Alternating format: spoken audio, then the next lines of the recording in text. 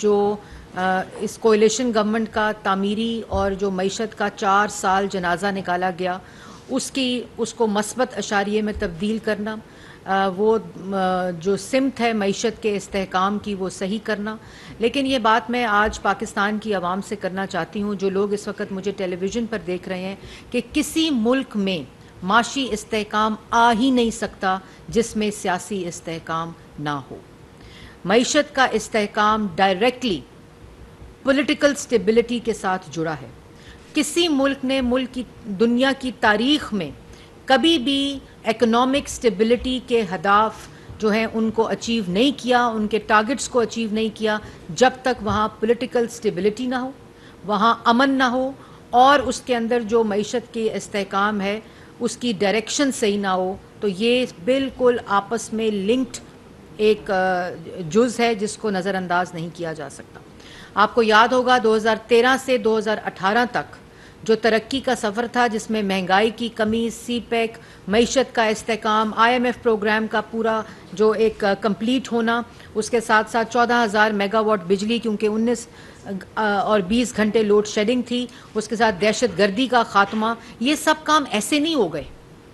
ये सब काम नवाज शरीफ के उस विजन के मुताबिक थे कि उन्होंने जब 2013 में हुकूमत संभाली तो उन्होंने सूबों के अंदर जहां मेजॉरिटी जो पार्टीज थी उनको हुकूमत बनाने का मौका दिया, ताकि मुल्क के अंदर पॉलिटिकल स्टेबिलिटी जो है वो कायम होगी। तो उनको पता था बिजली भी बनेगी, अमन भी आएगा, मईशत को भी इस्तेहकाम मिलेगा, फॉरेन डायरेक्ट इन्वेस्टमेंट भी सिर्फ तब आएगी, सीपेक भी सिर्फ तब आएगा। और वो तमाम टारगेट्स पूरे करने के लिए उन्होंने अपनी ज़ात के ऊपर होकर, क्योंकि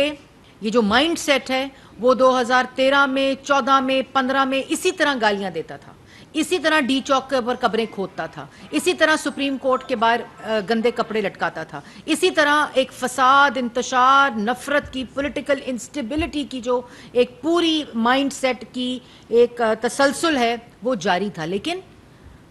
वज़ीर आज़म नवाज शरीफ ने पॉलिटिकल इंस्टेबिलिटी को इंश्योर करने के लिए तमाम सियासी कुव्वतों को और जमातों को इकट्ठा किया अपनी ज़ात से ऊपर जाकर।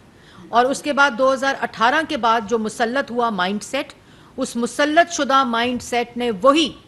पॉलिटिकल इंस्टेबिलिटी, ऑपोजिशन को जेलों में, सजाए मौत की चक्कियों में, लोगों की बहनों को, बेटियों को, मीडिया को, सबको जेलों के अंदर डालकर उन्होंने 4 साल मईशत का जनाजा निकाला, अवाम की रोज़गार का जनाजा निकाला, रोटी, चीनी, बिजली, गैस, दवाई महंगा किया, लोगों 60 लाख लोगों को बेरोज़गार किया, तरक्की की शरह 6.2% पर तरक्की करता हुआ मुल्क मनफी पे लेकर गए और कहते हैं हमने मुल्क की मईशत को इस्तेहकाम दिया था। IMF का प्रोग्राम लेकर आए, उसकी वायलेशन की, उसको सस्पेंड किया और उसके बाद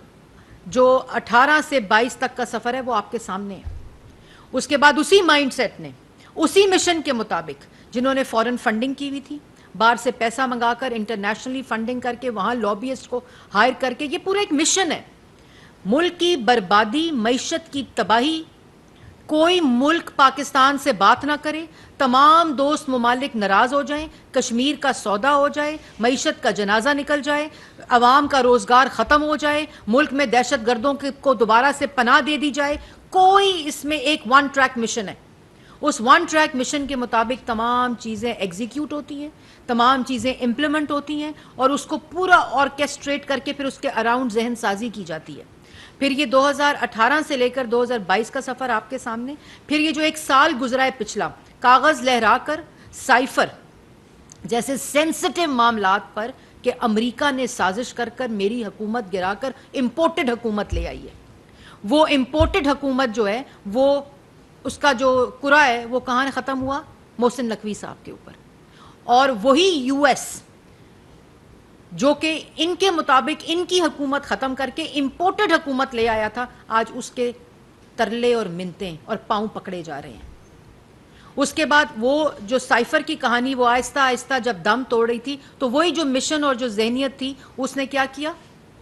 उसने कहा जी वो लॉन्ग मार्च करूँगा, मुल्क बचाऊँगा। टांग के ऊपर वो छरे लगे, क्या लगा मैं उस पर जाना नहीं चाहती, प्लस्तर बांध के वही जेन साजी और मिशन को प्लान करने की साजिश शुरू हो गई।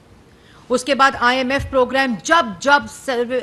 स्टाफ लेवल एग्रीमेंट करीब आता था, ये शख्स फसाद, दंगा, गुंडागर्दी, मुल्क जलाओ, गिराओ, मारो, फेंको, ये इसकी माइंडसेट शुरू हो जाता था। IMF अपना प्रोग्राम था, ये दस्तखत करके ले आए थे, इन्होंने वायलेट किया, इन्होंने क्रेडिबिलिटी एट स्टेक लाई, और उसके बाद जब वो करीब आता था, खैबर पख्तूनख्वा का वजीर खजाना लेटर लिख रहा है, पंजाब का वजीर खजाना लेटर लिख रहा है कि IMF प्रोग्राम मत करना इनके साथ।